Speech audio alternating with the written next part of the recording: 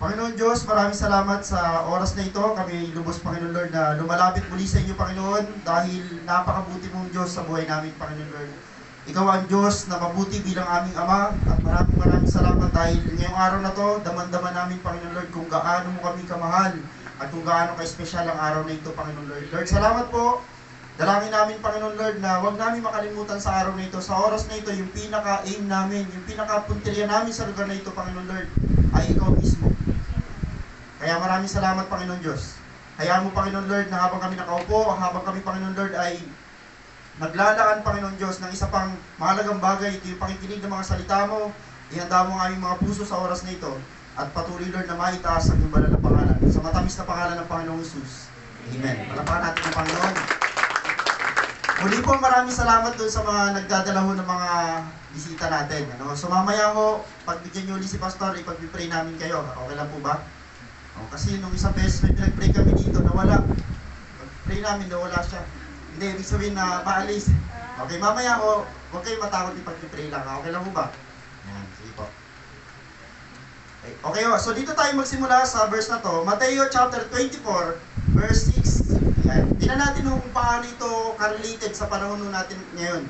Sabi dito ho, makaririnig kayo ng alingaw-ngaw ng labanan at ng mga balita tungkol sa digmaan. Ito ho, Mateo chapter 24, verse 6 ay isang hula o prophecy ho, mismo ng bibig ho, na galing mismo sa salita ni Jesus Christ. Sabi ng Panginoon, magkakaroon daw ho ng gera. Which is so nangyayari ngayon sa panahon natin. At ang sabi dito, mga kapatid, mamaya hihiling ko ang bawat isa na mag-pray. Sabi dito, magkakaroon ho ng balita tungkol sa alingaw-ngaw ng labanan at ng mga balita tungkol sa digmaan. Huwag kayong mabagabag. Sino dito yung alalang-alala? Ako, maya-maya ako nanonood ng balita, maya-maya ako tinitinan kung buhay pa yung presidente, maya-maya ako tinitinan kung ano na yung nangyayari dun sa bansa na yon. Kasi parang iba yung pakiramdam na natutulog ka na mahimbigtas, wala ka malang ginagawa. Mga kapatid, bilang mga Kristiyano, ang tanging mayaambag lang natin sa araw na ito ay panalangin para sa kanila. Tama po ba? Kaya lang, ang sabi ng Biblia dito, huwag kayong mabagabag. Kung mayroon kang naiisip na problema dahil sa gera, tandaan mo, sabi ng Panginoon, matutuloy ang gera, pero huwag kang mag-alala. Yan. Good news, ano? Dapat mangyari ang mga ito. Ayan. So mamaya ho, ulitin ko lang, mag-pray tayo. Pagkatapos ko basahin ang verse na ito, hihilingin ko ang bawat isa na dyan sa upuan mo, ipanalangin natin ho. Huwag lang mo ang isang bansa. Tandaan ninyo, laging dalawa. Okay ho, kasi bakit ho, yung isang bansa na sumugod, namamatayan din sila. No choice ho, mga sundalo, kundi sumunod sa utos ng kanilang pinuno. Pareho namamatayan. Pero sabi ng Panginoon, dapat mangyari ang mga ito. Mga kapatid, huwag kayong mag-pray na tumigil ang gera, kundi mag-pray kayo na tumatag ang mga tao sa gera. Ibig sabihin, maunawaan nila na itong nangyayari sa kanila ay bahagi ng prophecy. Sa ayaw at sa gusto nila, di ba marami mga tao nagsasabi, nag-welcome ngayon, itigil ang gera, huwag magkagera. Pero mga kapatid, hindi natin mapipigilan yung sinabi na ng Biblia. Okay, dapat mangyari ang mga ito, sapagkat ang sabi dito, ngunit hindi pa ito ang wakas. Diba ho, ang sarap sa pakiramdam na habang nagbabasa ka ng Biblia, i-comfort ka ng salita ng Diyos kahit magulo ang sitwasyon at sasabihin sa iyo ng Panginoon na hindi pa dyan natatapos ang lahat. Bakit ho? May parating pang mas matindi. Okay, lalo ho ata kayo nagkaroon ng alala. Ulitin ko lang ho, sabi dito, huwag kayong mabagabag. Dapat mangyari ang mga ito dahil bahagi ito ng prophecy ng pagbabalik ni Jesus Christ. Okay ho, so ngayon ho, anyayahan ko ang bawat isa na tayo muna ay panandaliang manahimik. Diyan lang sa upuan mo. Kung may naiisip ka, dalawang bansa o ipag-pray natin ngayon, Ukraine at saka Russia, kung sa puso mo ramdam mo na lalaki pa ang gera na to, ipag-pray mo na rin ang buong mundo. Kasi may tendency yung lumaki pa. Tama? Nakikita natin yung mga balita, pero tayo, hindi natin parang kontrahin yung kagustuhan ng Diyos, kundi matuloy ang kagustuhan ng Diyos, ipag-pray mo rin ang sarili mo na maging matatag ka. Dahil sa panahon ng gera, matira matibay. Amen po ba? So tayo lahat ay panandaliang manahimik. Lahat po tayo mag-pray. Huwag ka mahiya dyan sa katabi mo. Kahit isang minuto lang, pagbigyan natin sa oras na ito yung kaunting katahimikan para ho sa ating mga kapwa-tao sa mundong ito. Yes, Lord. Hallelujah. Yes, Lord. Hallelujah.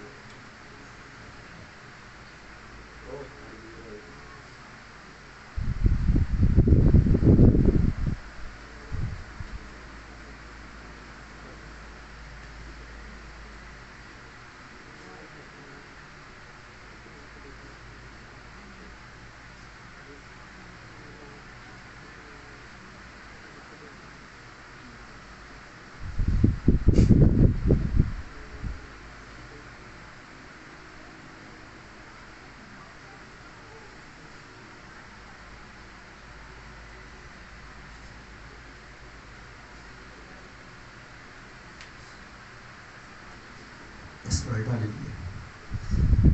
Hallelujah, Lord. Hallelujah. Hallelujah, Lord.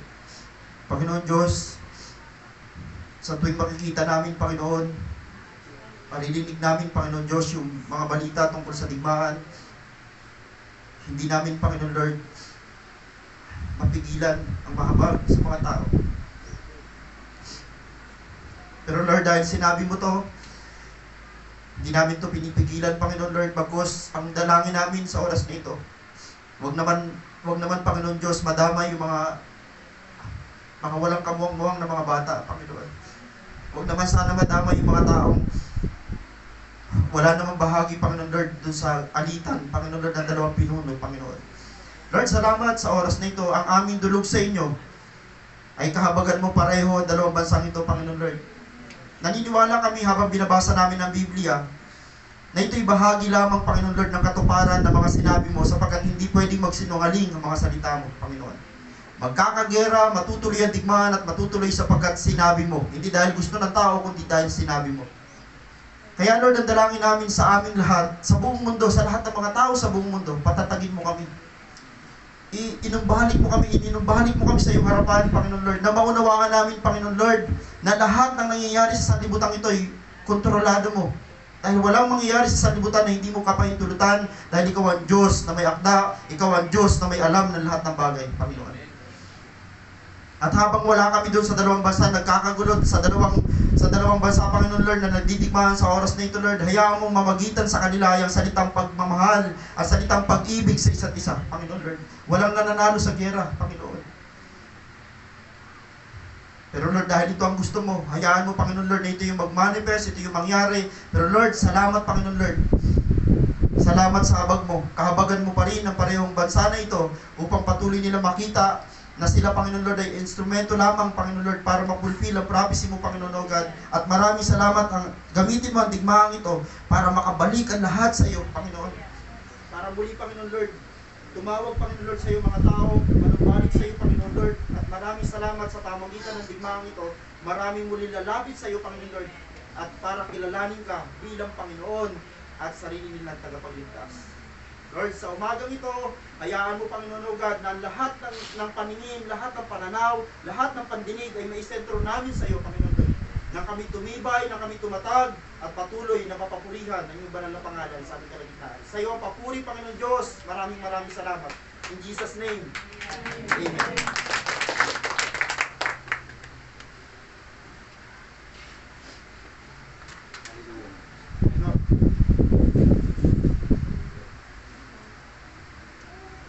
Maraming salamat. Doon sa mga nag-pray, maraming salamat po sa inyo. Hindi man natin sila maabutan ng mga tulong natin. Ang hirap makipag-ugnayan sa dalawang bansahong nagdidigmaan. Amen. Kanina, latest na napanood ko, yung isa ho, hindi niya nakayanan. Isa ho siyang yung ring niyan, lumuhod na siya sa harapan ng yung tangke. Lumuhod na siya. Pero gusto pa siya halos sagasaan. Dahil bakit to? Puno na ng galit ang kanilang mga puso. Pero sa pamagitan ng mga panalangin natin, yun na lang may ambag natin mga Kristiyano, tayo ay kasama sa digmaang ito sa pamagitan ng pagluhod sa atin. Bilang mga tao, ang bilis nating ma-distract. Tama po ba? Ma-distract, mawala sa focus, madala o matangay sa mga nangyayari sa ating mga paligid. Ito ay isa sa pinaka parang problema na ng lahat ng tao. Basic na sa atin, bibigyan ko kayo ng example. Basic na sa atin, kung saan magulo, maingay, doon tayo nababaling. Subukan mo, payapa ang puso mo, nandun ka sa isang sulok, biglang nagkagulo, yung instinct ng tao, bigla siya magugulantang, bigla siya makikiosyoso. Tayo pa naman ganun. May nakita kang banggaan, ikaw na hindi nabanggaan, parang gusto mong tumingin doon, bakit gusto mo makipag-osyoso? Mayroong instinct yung tao, nasabi dito madali tayong ma-distract. Pangalawa, kung saan ang problema, doon tayo nakapokus. Hindi yung masama ito mga nararamdaman natin, na once na mayroong, sabi dito, kung saan magulo, kung saan may problema, doon tayo nakabaling, doon nakapokus. Kaya lang ang problema, kapag nakatuon ka sa mga bagay na ito at hindi mo aayusin ang pananaw mo, madadala ka nila. Ibig sabihin, malulugmo ka nila, manghihina ka, hanggang sa hindi mo na makita yung Diyos na kaya mo mag-solve ng lahat ng bagay na ito. Kapag magulo, hindi mo ba kayang gawin ng Diyos, papayapain, kaya ng Diyos gawin. Kapag halimbawa may problema at may mga pagsubok, Kaya mo ba ng Diyos ayusin? Kaya ng Diyos ayusin. Kaya alam mo, tumatagal at hindi minsan nagkakaroon ng solusyon sa buhay natin dahil mas tumitingin tayo sa pagsubok, hindi sa Diyos. Susolusyonan natin ngayong araw na ito ang ating maaari sabihin nating sakit na ito. Okay, o. Hebreo chapter 12 verse 2a. Ito ang mensahe natin. Kung may mga Bible ho kayo, napakahalaga ho nito na nagno-note kayo. Hebreo chapter 12 verse 2, ganito ang mensahe. Ito natin ang ating paningin kay Jesus na siyang pinagmulan ng ating pananampalataya at siya rin nagpapasakdal nito. Dalawang bagay ang makikita natin dito sa mensahe ito. Ang Panginoong Jesus ang pinagmulan ng pananampalataya natin. Kaya ka natin sa simbahan dahil kay Jesus. Tama po ba? Pastor, hindi ko na malaman kung kailan ko tinanggap ang Panginoong Jesus, pero nung tinanggap ko ang Panginoong Jesus, doon pala nagmanifest yung pananampalataya. Mga kapatid, ang sarap pananampalataya kung kilala mo yung pinananampalatayaan mo. Tama? Amen po ba? Pangalawa, si Jesus ang pinanggalingan ng ating pananampalataya. Pangalawa, siya rin ho ang magpapalakas at siya rin ho ang magpapasakdan yan. Ibig sabihin, kung ang pananampalataya mo nung una sa Panginoon ay mahina, hayaan mo mga kapatid, palalakasin niya ng Panginoon. Huwag ka lang mabaling kung kani-kanino. Kaya ho, ito ang mensahe natin, pinamagatan kong tumuon muli sa Panginoon. Maaaring nung unang tanggap mo sa Panginoon, nakafocus ka na kay Jesus kasi yun ang pinakamasarap na pakiramdam. Alam nyo sa Bible ho, may mababasa kayo sa Biblia na ang Diyos mismo ho, nakakaramdam sa atin ng, nakakaramdam sa atin ng Panginoon na parang, dati hindi ka naman ganyan. Nung nakilala mo ako bilang Panginoon mo, ang saya-saya natin dalawa. Mahal na mahal mo ako, hindi naman nagbago ang pagmamahal sa atin ng Diyos. Kaya lang habang lumalaon, dahil ang tao nga ho ay mahilig ho ma-distract, ang tao nga ho ay mayroong kakayanan na ma-out of focus, nawawala tayo sa linya, nawawala tayo sa focus natin doon sa nagmamahal sa atin. Inililipat natin yung ating paningin sa mga tao ho na mayroong hangganan. So, mamaya lilinawin natin dito sa mensahe ito kung paano natin aayos ang tingin natin sa Panginoon. Okay ho. Tanong, kanino ngayon nakatuon ang inyong mga mata, tainga, puso at isip? Siguro ho dito, nandito ngayon 90%. Nakatuon ngayon tayo ho sa mga nangyayari ngayon sa sanlibutan. Tingnan natin. In general ho, maaaring tayo ngayon lahat ho ay nakatingin sa nangyayari sa sanlibutan. In general na ho yan, pangkalahatan, lahat naman tayo araw-araw, inaalam natin kung may TV ka, kaya ka nagbubukas ng TV kasi gusto mo malaman yung pandaigdigang nangyayari. Okay. O kaya naman, ang tingin mo ngayon ay nakatuon sa mga tao. Aalamin natin mamaya kung paano may mga disadvantage kung lagi ka nakatingin sa tao. Okay. O nakatingin ka pa rin hanggang ngayon sa pandemya. Hanggang ngayon, ba, apektado pa tayo ng pandemya? Parang wala na, no? Ang iba nga sa inyo dyan, parang wala nang wala nang support. Hindi na tayo apektado masyado ng pandemya, no? Kasi sa pakiramdam natin, itong pandemya na to parang luto-luto na. Hindi natin sinasabing luto talaga, parang lang. Maaaring nakatuon tayo sa problema at lalong higit sa lahat, nakatuon ngayon ang buong mundo sa gera. Lahat, kahit saan kayo pumuntang sa lahat ng mga sa internet, halos ito ho ngayon ang trending, itong gera na to. Kaya lang, sabi dito ho, manghihina, malilito at maliligaw at mawawalan ka na ng gana kapag dito ka nakatingin. Tama? Mawawalan ka na ng gana maniwala sa Diyos. Bakit? Pray ka na pray na tumigil ang digmaan. Pray ka na pray na maayos na lahat pero hindi naayos. Mawawalan ka na ng gana. Mag-pray. Mawawalan ka na ng gana maniwala sa Diyos. Alam niyo, huwag na huwag kayong titingin sa mga bagay na yan. Dahil ang mga bagay na ito ay nakakapangpahina.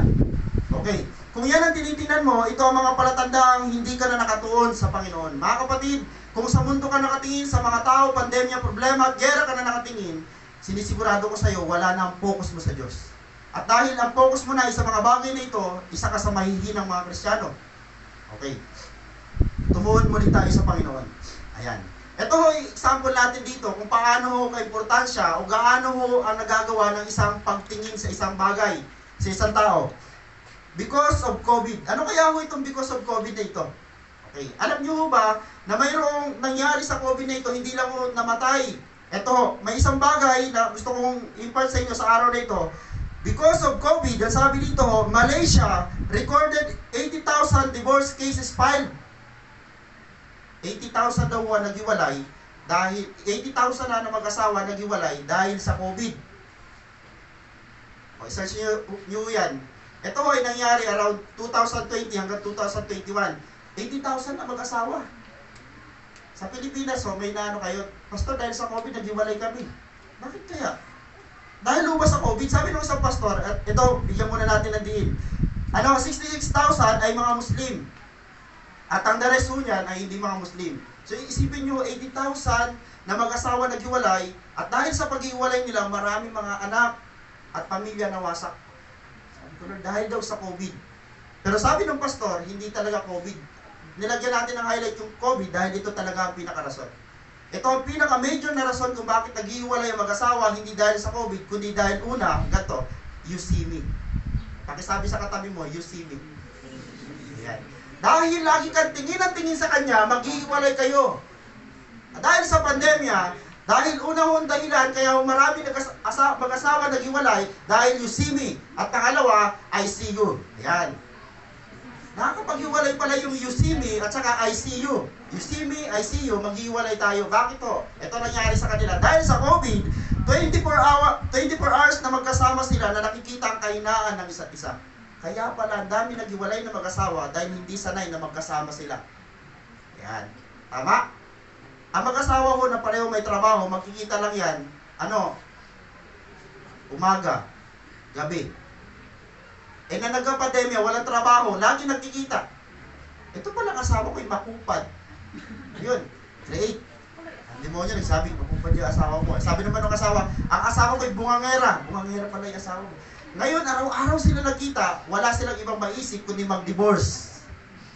Ginamit na yung dahilan ng COVID. Pero ang dalawang sakit talaga na nakita natin dito na major na dahilan, you see me, I see you. Hindi ho yan ICU na intensive care unit yung malala na. Hindi ho, I see you. You see me. Kaya hindi ho maganda lagi tayo nagkikita-kita mga kapatid. Tama po ba? Hindi ko lang na-quote yan sa Kawikaan, sabi doon, huwag lagi kayong pumunta sa bahay ng inyong kaibigan kasi bakit to? Nakakaano din. Nakakasawa. Pastor, dadalaw kami dyan. Okay, punta ka. Dumalaw sa bahay ng pastor. Kape kayo. Kape. Punta uli kayo bukas. Punta. Kape. Punta uli kayo. Dito ka na tumira. Kanip na. Kasi hindi pwede yung lagi. Subukan ko, itatry ko minsan sa isang miyembro. Ay, dyan ako manananghalian. Excited dyan, pastor. Punta. Pangalawang araw, punta. Pangatlo, punta. Iba na. Nag-iba to, kasi bakit hindi lagi yung maganda nagkikita-kita. Mga kapatid, masarap din minsan maghiwa-hiwalay. Kaya nga masarap pag linggo. Di ba, pag linggo tayo nagkikita-kita, nagkakakumustahan. Pero kung lagi-lagi, tinan mo yung mga magkakasama sa bahay, hindi yan nagkukumustahan. Kasi kilala na nila Kaya pala, ang pinakamatindi yung laban, nasa bahay. Sino lagi nag-aaway? Mga magkakapatid na walang magawa sa buhay. Hindi bilang I see you. You see me. Isang malalang katotohanan na lagi ho nating nararanasan. Kasi bakit to? Dahil daw sa COVID, 24/7, lagi magkasama mag-asawa, nakita nila yung mga kahinaan nila, kaya ho nagpasya sila maghiwalay dahil hindi nila kayang pagtagumpayan ng isa't isa. Mali ho kasi lagi kang tumingin sa tao. Alam nyo, ginawa ko sentro si Lord Jesus Christ sa simbahan natin para tumingin kayo kay Jesus. Pag sa pastor kayo tumingin, ang tawag doon, idolatry. Isipin nyo, pag ang asawa mo na lagi tinitingnan mo sa bahay, ganda-ganda ng asawa ko, gwapo ng asawa ko, idolatry. Hanggang isang araw mag-aaway kayo. Kasi ayaw ng Diyos na idol mo, asawa mo. Amen o. Paano naman, di ba yung I see you, ibig sabihin idolatry. Yung you see me naman, judgmental naman. Yung lagi naman tingin ng tingin sa iba, hindi na sa sarili niya, tingin naman ng tingin sa iba, kasi gustong punahin yung iba, bago ang sarili niya. Iwasan mo natin maging judgmental, at iwasan din natin maging idolatrous. You see me, I see you. Ayan. Sana may nag-gets kayo dyan, ay kaya pala pastor sa bahay, kainis na to mukha ng kapatid ko Kahit nakapikit ako, kilala ko na siya. Kasi nga lagi mo siya nakikita. Hindi ko sinasabi mag-pray ka na mawala na yan. Hindi ibig ko sabihin, ito, mensahe ng Panginoon sa oras na ito, tumuon ka kay Kristo. Kay Lord ka tumingin. Pag nakikita mo yung kapatid mong makulit, magulo, kay Kristo ka tumingin. Aayusin ng Panginoon yung kapatid mo. Bakit to? Si Jesus ang tinitingnan mo. Itong kapatid ko na to, kung hindi lang dahil kay Lord, tapos na to sa akin. Tapos na to.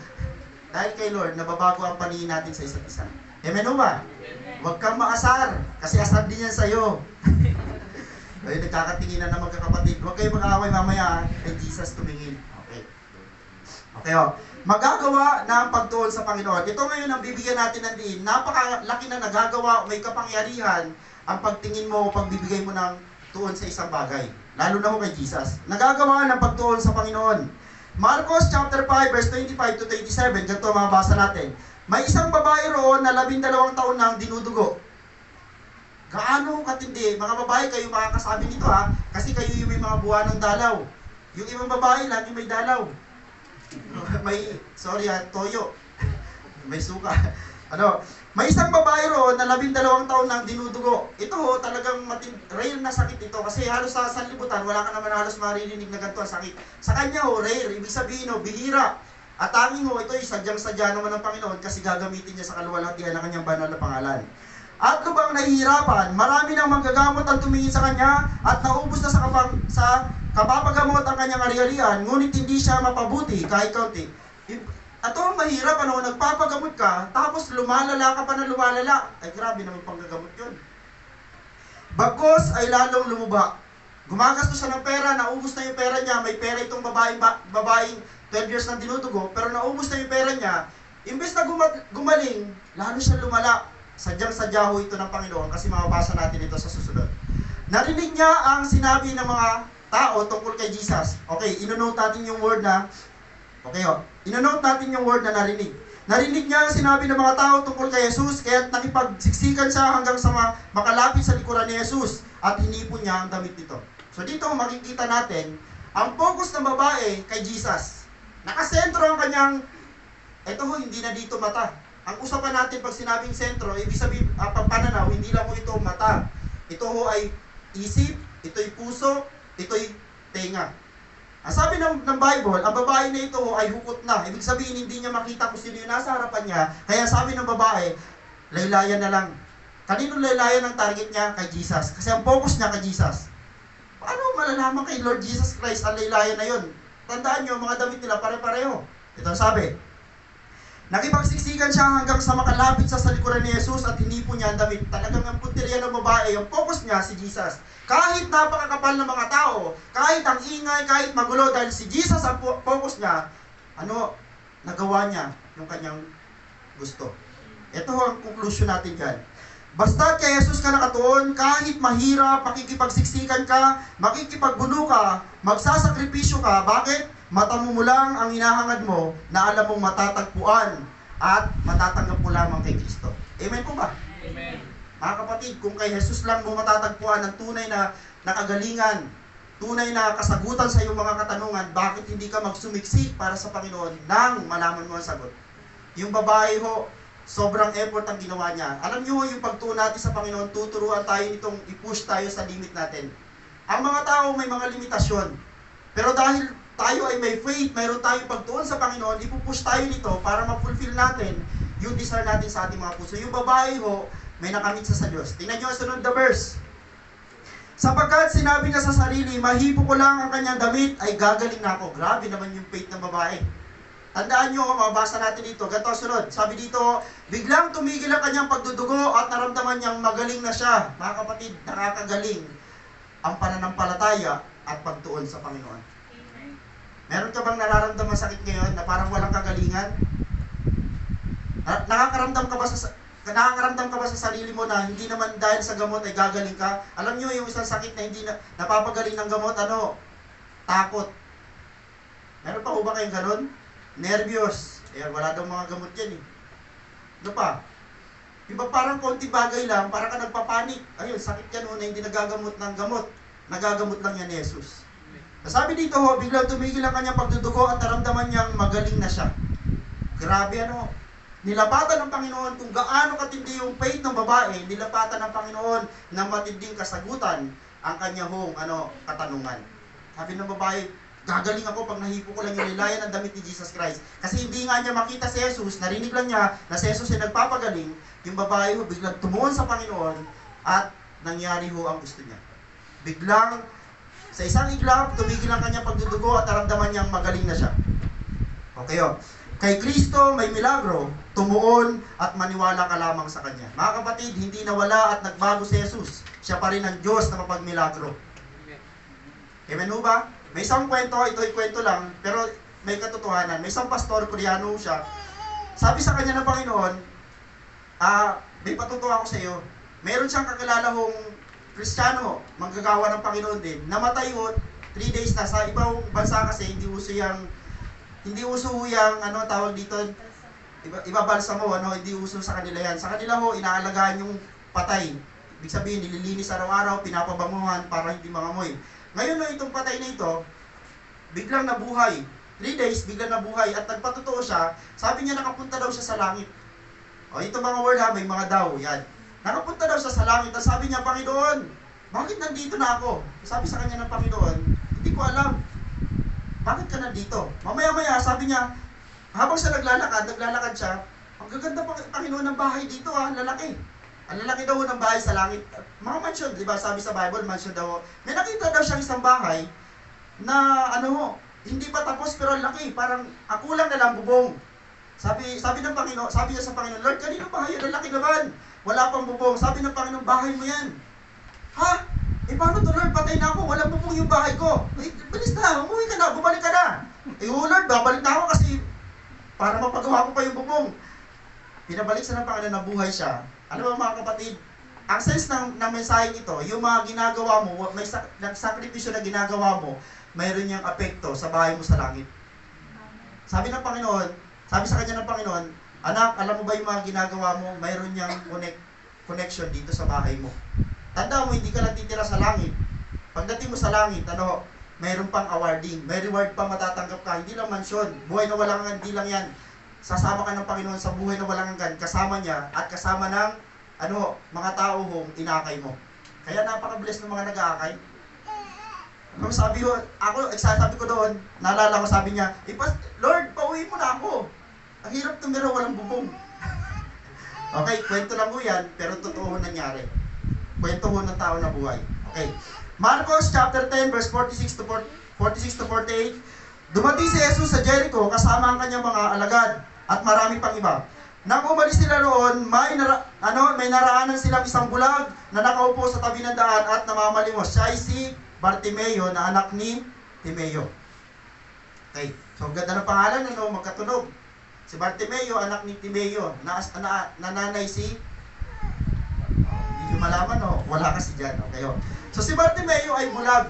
Alam niyo, sabi ko sa inyo, hindi ka lang makakatuon sa Panginoon gamit ang mata, kaya rin tumuon sa Panginoon gamit ang tenga, puso at isip. Tingnan niyo si Bartimeo, isa siyang bulag at ang sabi dito, nang marinig niyang naroon si Jesus na taga Nazaret, sumigaw siya ng ganito, Jesus na anak ni David, mahapag po kayo sa akin. Grabe inote na naman natin yung word na narinig. Tandaan nyo, grabe yung impact ng mga tao marunong pumunta sa simbahan. Sa simbahan, makakarinig ka ng salita ng Diyos, at kapag narinig mo ang salita ng Diyos, mag-create ito ng pananampalataya. Si Bartimeo, hindi naman niya kilala si Jesus, hindi niya nakita kasi bulag siya. Pero narinig niya, si Jesus nagpapagaling, si Jesus ay makapangyarihan, sabi dito, pinagsabihan siya ng mga tao at pinatahimik, ngunit lalo pa siyang nagsisigaw, anak ni David, mahabag po kayo sa akin. Alam niyo yung mga tao ang focus kay Jesus Christ, kahit maraming mga tao madlang sa'yo, huwag kang papayag na hindi mo makita si Jesus, hindi mo masapol yung gusto mo kay Jesus, kasi maraming mga kaaway ang hindi ka ipapalapit kay Jesus. Dahil pag ikaw ay malapit kay Jesus, ikaw ay nakapokus kay Jesus, may mangyayari sa buhay mo. Kagaya ni Bartimeo. Okay, tumigil si Jesus sa kanyang sinabi, at kanyang sinabi, tawagin ninyo siya, at tinawag nga nila ang bulag. Lakasan mo ang iyong loob, sabi nila, tumindig ka, ibinatatawagan niya. Ibinaksi niya ang kanyang balabal, paluksong tumayo at lumapit kay Jesus. Ano ang ibig mong gawin ko sa iyo? Tanong sa kanya ni Jesus. Sumagot ang bulag, Guro, ibig ko po sanang makakita. Sinabi ni Jesus, humayo ka, magaling ka na dahil sa iyong pananalig. Noon din nakakita siya at sumunod kay Jesus. Mga kapatid, ang nakakapagpagaling sa tao ay yung pananalig mo kay Jesus. Yung 12 years na dinudugo, sabi ng Panginoon, magaling ka na. Hindi sinabi ng Panginoon, magaling ka na dahil sa kapangyarihan ko, kundi magaling ka na dahil sa pananalig mo. Alam niyo sa totoo lang, tayo mga Kristiyano, tayo mga anak ng Diyos, nasakop na ang kaisipan natin na sa panahon na may sakit ka, pupunta ka sa ospital. Kung hindi ka pupunta sa ospital, bibili ka ng gamot para gumaling. Pero dito sa mga kwento na mababasa natin, kapag may focus ka kay Jesus, tuturuan ka ng Biblia, tuturuan ka ni Jesus ng tamang paraan kung kanino ka dapat unang lumapit sa Kanya. Amen po ba? Ang sarap sa pakiramdam no, walang-wala kang pambili ng gamot pero gumagaling ka ng kusa. Bakit ho? Si Jesus pala tunay na nagpapagaling. Ako alam ng asawa ko, talagang parang allergic ako sa gamot. Kahit may gamot sa amin, sa totoo lang hindi ko sinasanay na may gamot. Yung mga nagagamot naman, wala din problema. Pero mas maganda sana, kung hanggat kaya natin manampalataya sa Panginoon, mas ilagay natin yung tiwala natin sa Panginoon kaysa sa mga bagay sa sanlibutan ito. Amen po ba? So si Bartimeo, sabi dito, may sabi dito, tingnan nyo sabi dito, kay Kristo, balikan ko lang yung unang verse. Okay, sabi dito ho, pinagsabihan sa ng mga tao at pinatahimik. Grabe yung mga tao, ang nagsabi pa naman dito, ay hindi ho yung mga tao nandun sa paligid, yung mga alagad mismo ni Jesus. Kaya huwag kayong matitiso dyan sa mga kapatiran natin, katabi natin. Minsan, gagamitin pa yan ng pasensya na sa word minsan ginagamit yung katabi natin ng kaaway para hindi ka makapag-focus kay Jesus. Gusto ng kaaway ma-distract tayo, kaya yung ating mga kasamahan dito, ipapakita ng kaaway yung kahinaan para hindi ka mag-focus kay Jesus, kundi dyan na sa katabi mo. Hanggang isang araw, hindi ka na makatuto kay Jesus at hindi ka na makapagpatuloy sa gawain. Huwag kang papayag, mga kapatid. Katulad ni Bartimeus, gumawa siya ng paraan, talagang nagawa siya ng effort para mapansin sa ni Jesus Christ. Babalikan ko lang kay Kristo, may milagro, tumuon at maniwala ka lamang sa Kanya. Hindi ho nagbago at hindi ho nawala ang kapangyarihan ni Jesus sa buhay natin. Sana ho pagdating ng mga araw, muli natin maranasan yung patay, biglang nabuhay. Kaya lang sa panahon natin ngayon, bubuhayin pa ang patay ng Panginoon, binalsa mo na. Paano na kaya bubuhayin yun? Masaya ka ba? Wala ka ng laman loob, tas buhay ka? Walang ganun, di ba po? Okay, Lucas chapter 19 verse 1 to 4. Ito, last na tao na pag-aaralan natin na talagang grabe ang focus na sa Panginoon at hindi naging hadlang yung kanyang kakulangan. Pumasok si Jesus sa Jericho at naglakad sa kabayanan. Doon may isang mayamang puno ng mga publikano na nagngangalang Sakeo. Ayan.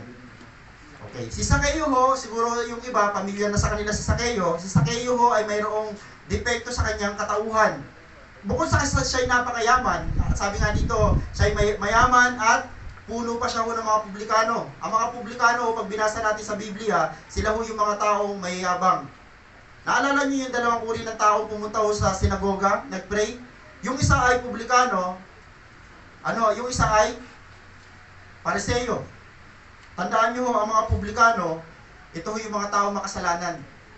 Pero sa Diyos, pag ang makasalanan lumapit sa Kanya, na nagtiwala sa Kanya, may gagawin siya na ayos ang buhay. At pinagsikapan niya makita si Jesus upang makakilala kung sino ito. Ngunit siya ay napaka-pandak. Ayan, sorry sa word. Ayan. Sabi dito, at pinagsikapan niya makita si Jesus upang makilala kung sino ito. Ngunit siya ay napaka-pandak. Mayroon siyang kakulangan. Kulang sa height. Dito ba sa atin, may mga ganon? Marami, Ayan. Sabi dito, napakapandak at dahil sa dami ng tao, hindi niya makita si Jesus. Ito minsan ang problema, doon sa may mga kulang sa height, para lagi nagreklamo. Tapos yung sobra naman taas, reklamo rin na reklamo. Kasi nauuntog siya sa Sino dito yung gusto tumangkad? 8 feet. Pasok mo dyan sa bahay namin, putol yung leg mo. Lang yan, 6 plus lang yung aming, dyan. Pagka darating dyan ng medyo 7 na, untog na, bukol na.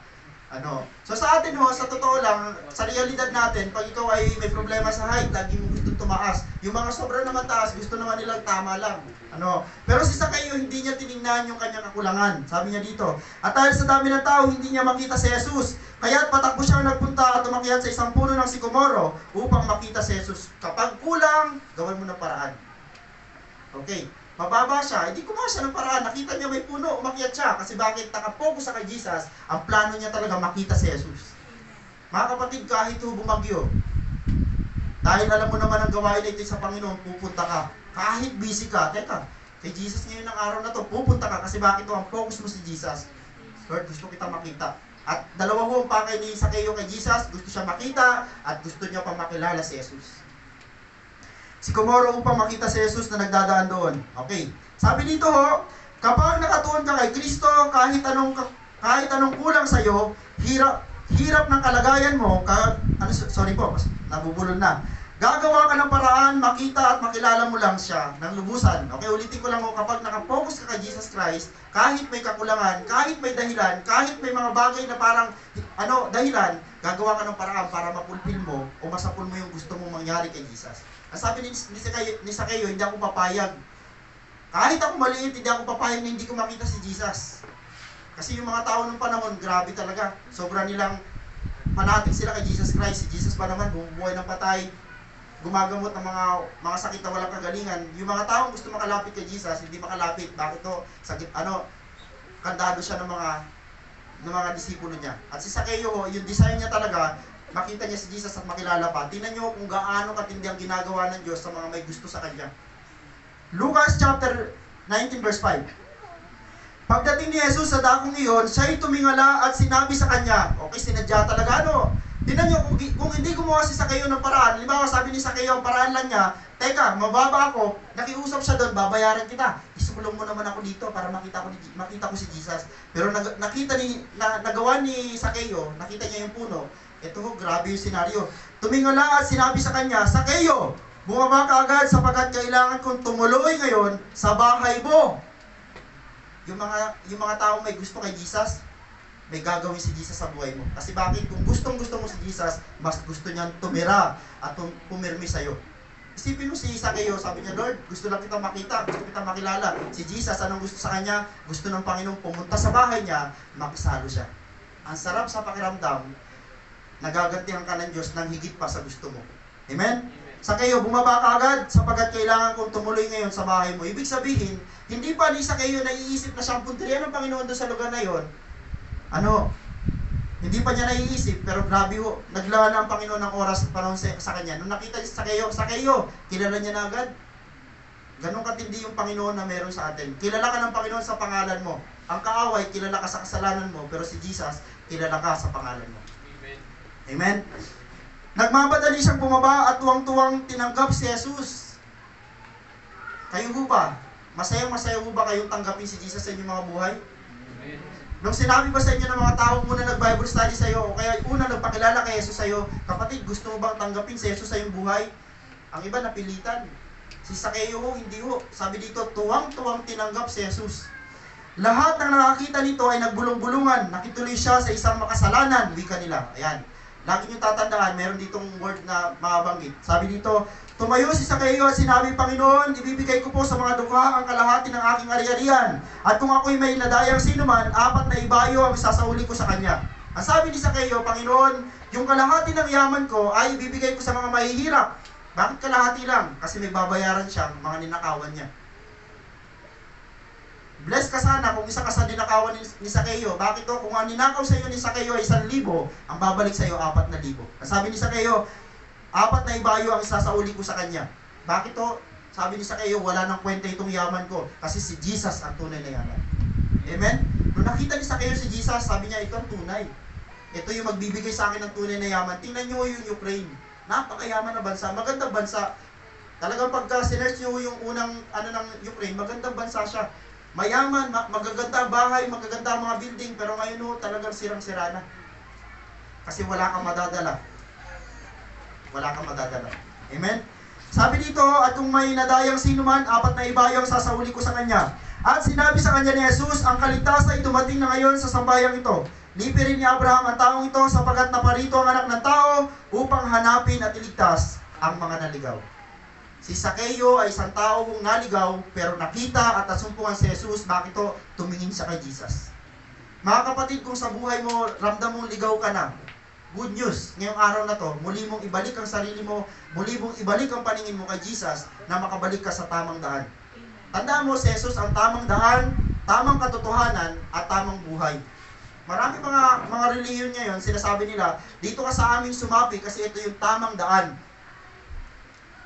Maliho, si Jesus ang tamang daan. Marami naman nagsasabi mga simbahan, sa aming simbahan, mabibigyan ka ng buhay. Kay Jesus lang ang tamang buhay. Buhay na walang hanggan. At ano ang sabi doon? Si Jesus ang daan, ang katotohanan at ang buhay. Maraming mga reliyon sa panahon na ito, nagsasabi sila ang katotohanan. Kay Jesus lang natin matatagpuan. Sapagkat naparito ang anak ng tao upang hanapin at iligtas ang mga naligaw. Mga kapatid, isa ka sa nakita ni Jesus. Isa ka sa mga nagtiwala kay Jesus, kaya nakabalik ka ngayon kay Jesus. Dati rin naman tayong ligaw. Tama mo ba? Ligaw tayo sa ating mga paniniwala. Kasi mga Pilipino, tayo mga anito. Nung panahon ang mga Pilipino, pag nakita nila ang buwan na paganto, ibig sabihin ay, yung kaano pa lang ng buwan, wow, ang ganda ng Diyos. Pray. Hanggang sa nakita natin, ay may umusli. Yung bato ko nagkaroon ng ilong. Ay, buti na lang, salamat sa Diyos, natagpuan niya tayo. Hinanap tayo ng Diyos. Ngayon nakita mo na ang Diyos, huwag ka nang aalis sa Panginoon. Pastor, nababali naman ako kung kani-kanino. Ulitin ko lang ang mensaheng ito, kailangan i-focus mo na ang paningin mo kay Jesus. Paalala, hindi mo kailangan makita muna si Lord bago ka maniwala, sapagkat ang mga narinig mo, sabi dito, sapat na mga narinig mo tungkol sa Kanya upang ikaw ay manampalataya. Sapat na dapat ang marinig natin. Hindi na sana ganito mga natin maririnig sa ating mga Kristiyano. Pastor, kung makikita ko lang si Jesus, mananampalataya ako sa Kanya. Kapatid, hindi mo na siya makikita. O bless ka kapag naranasan mo yung pangalawang pagdating niya. Pangalawang pagbabalik niya. Pero sabi dito, sapat na yung naririnig mo tungkol sa Kanya. Ito yung mga tao na nakarinig lang sa Panginoon pero nanampalataya. Yung babaeng 12 years na dinudugo, si Bartimeo at saka si Zacchaeus, narinig lang nila ang tungkol kay Jesus, naniwala na sila na may gagawin sa kanila si Jesus. Ito yung mga taong tumuon at naniwala sa kakayanan ng Panginoon sa pamagitan ng kanilang mga narinig. Mga kapatid, napaka-powerful ng ating pandinig. Dahil sa pandinig, na ipapasa natin yung mga nadinig natin sa iba. Kaya lang ang mahirap ngayon sa panahon natin, nadinig natin ng tama, na ipapasa natin ng hindi naman mali, may dagdag. Halimbawa, sinabi sa'yo, alam mo si Juan, mabait pala yun. Kaya lang, tumakbo ka na agad. Yun ang narinig mo. Kaya lang, pagdating mo doon, may dagdag. Kaya napakahirap po. So sana itong mga naririnig natin sa Panginoon, kung magdadagdag lang din naman, yung tamang dagdag na. Si Jesus ay nagpapagaling, si Jesus ay makapangyarihan, si Jesus ay nagbabago ng buhay. Nagagawa ng pagtuon sa Panginoon, napakarami. Makararanas tayo ng himala, kagalingan, kapayapaan, kalayaan. Ulitin ko lang yung babaeng dinudugo ay lumaya sa kanyang sakit. Isipin niyo kulong na kulong siya doon. Grabe, hirap na hirap siya. Sabi dito, kalayaan, pagtanggap, kapatawaran at kaligtasan, kagaya ng ginawa ng Diyos kay Zacchaeus. Si Zacchaeus, ramdam niya sa sarili niya, mayaman siya, mayroon siya ng lahat ng bagay, pero wala siyang kalayaan at kaligtasan na natagpuan niya kay Jesus Christ. Tandaan, hanggat hindi sa Panginoong Hesus ang sentro ng ating paningin, ng ating pananampalataya, mananatili tayong mahina. Pwede ba natin tanggapin yun? Dahil pag hindi mo tinanggap ang mensaheng ito na hanggat hindi ka nakatingin, nakapokus kay Jesus, mananatili ka mahina, kanino ka titingin para lumakas? Tandaan mo si Jesus sa mga pagbibigay sa iyo ng totoong lakas. Hanggat hindi sa Panginoon ang sentro ng ating paningin, ng ating pananampalataya, mananatili tayong mahina. Ang ibig sabihin nun, mananatili tayong distracted.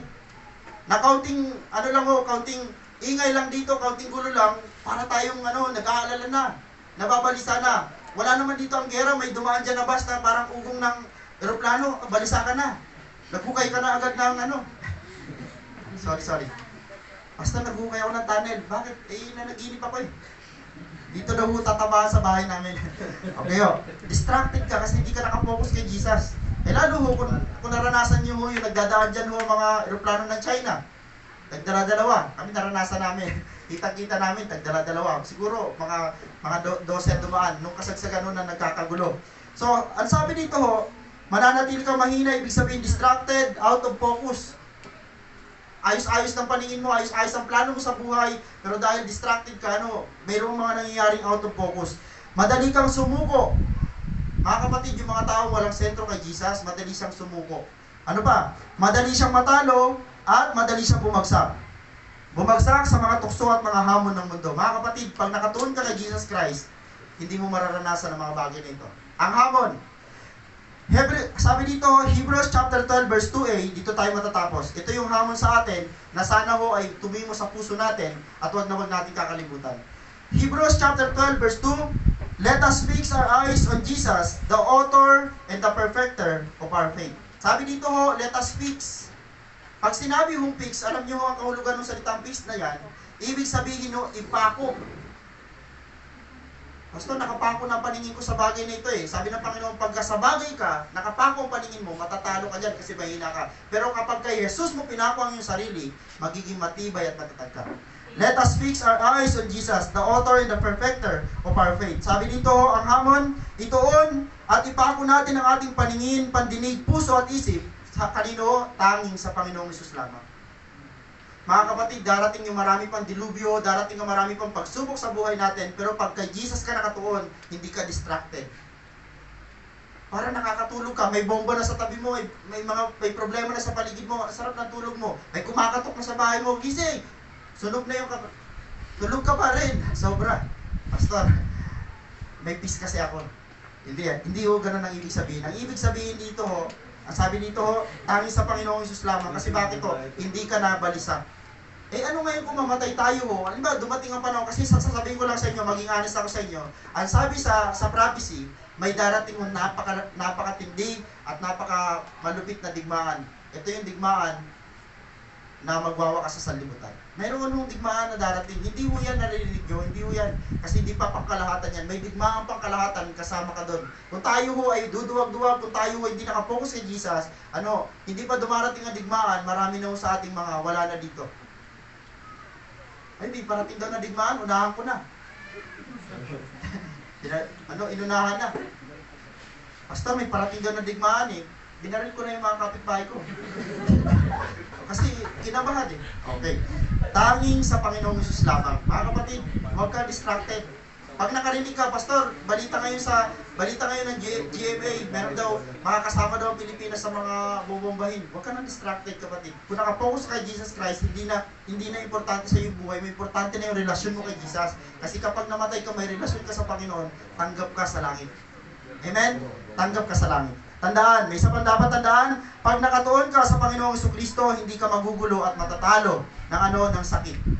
Kapatid, kahit may sakit ka, kapag ang focus mo na kay Jesus, hindi ka distracted sa sakit mo. Bakit to? Naniniwala ka, Lord, pag kinuha mo ako sa sakit na ito, mapapabilis naman ang pagkikita natin. Pag may sakit tayo, anong alala natin? Baka ikamatay ko to. Ano ba sakit mo? Pastor, hindi ako makakain na maayos eh.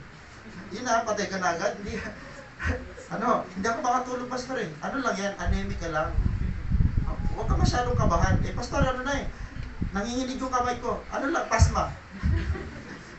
Dahil alam nyo, ang mga tao distracted talaga. Napaka-distracted ng mga tao. Hanggat hindi ang focus mo kay Jesus, madali kang mabalisa, madali kang mag-alala. Yan. Hindi ka magugulo at matatalo ng sakit. Hindi ka matatalo ng kawalan. Kapag walang-wala ka na, talagang kitang-kita mo sa sarili mo, wala ka ng mapagkunan, hindi ka balisa. Bakit? God will provide. Nagbibigay ang Diyos, naglalaan ang Diyos ng bagay na ibibigay niya sa mga anak niya kahit walang kapara-paraan dahil ang Diyos ay mapaghimala. Amen? Amen? Sa sakit, hindi ka magugulo ng sakit, hindi ka matatalo ng kawalan, hindi ka magugulo ng kaguluhan. Ayan. At hindi ka niya matatalo. Sabi dito, hindi ka magugulo at matatalo ng problema at pagsubok sa sanlibutan. Ito lang ang sinisigurado ko sa inyo. Kapag nakatuon ka kay Kristo, sabi dito, matibay ang iyong pundasyon. Amen po ba? Amen. Matibay ang iyong pundasyon. Mga kapatid, kung ngayong araw na ito, ramdam mo sa sarili mo, Pastor, mabilis akong mag-alala, mabilis akong mamroblema, hindi pa kasi nakasentro ang puso mo, ang isip mo kay Jesus. Pero sa panahong na i-realign mo ang sarili mo sa Panginoon, magugulat ka, ang tibay mo, ang tatag mo. Ngayon, pag may nagtanong sa iyo mga tao, bakit ang tibay mo? Bakit ang tatag mo? Dahil kay Kristo. Kasi bakit to? Naituro sa atin sa araw na ito. Itong mensahe natin, tumuon muli tayo sa Panginoon. Pwede ba natin palapakan si Lord na malakas? Malakas. At sabihin natin sa Panginoon sa oras nito, Lord, sa inyo na naman ang good. Tayo, tayong lahat